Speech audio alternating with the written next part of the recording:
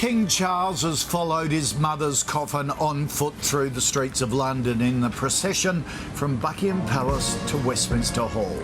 The new monarch joined his siblings, his children and a parade of soldiers as they walked behind the closed casket of Queen Elizabeth II. The coffin was draped with royal flag and adorned with the imperial state crown, the same one which Her Majesty wore from her 1953 coronation. Joining us now, Sunrise Royal editor Rob Jobson.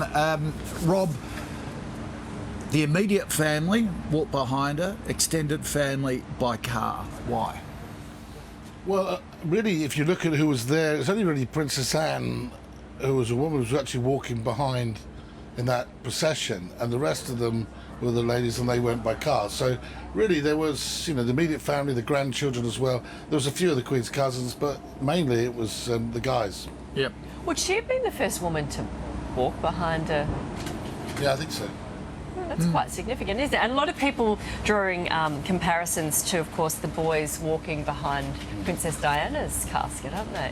Yeah, but then they were. I mean, that was. I think they were quite traumatised by that. Both of them, and they've spoken about that since. But the men now, he's 40, William, and Harry nearly not far off. So I thought this was a really fitting tribute to Her Majesty. And yeah, they were. I mean, I have a little issue about them not being allowing Andrew and Harry to wear their uniforms, because really this is a military procession in a way, and the family taking the Queen from Buckingham Palace to where she laid out the coffin to be there for the nation to now mourn. But I think that could have You're happened. saying a bit of an issue. You're really disappointed.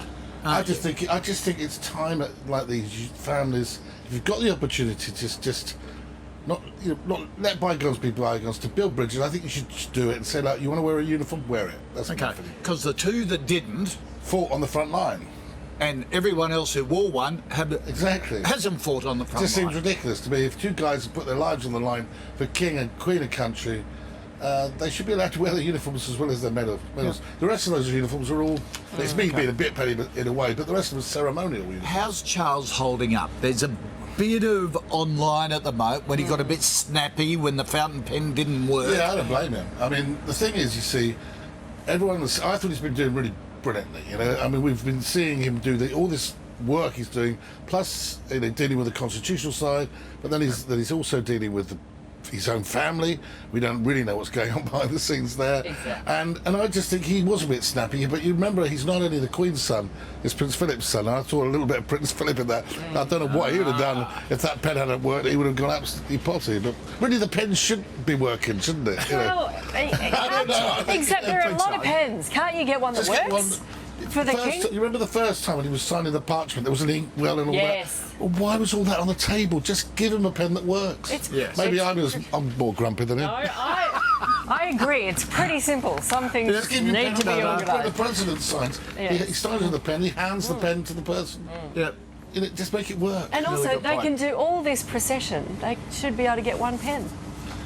Just don't put inkwells and things on the table, because it can go everywhere. All right, Rob, we'll talk again soon.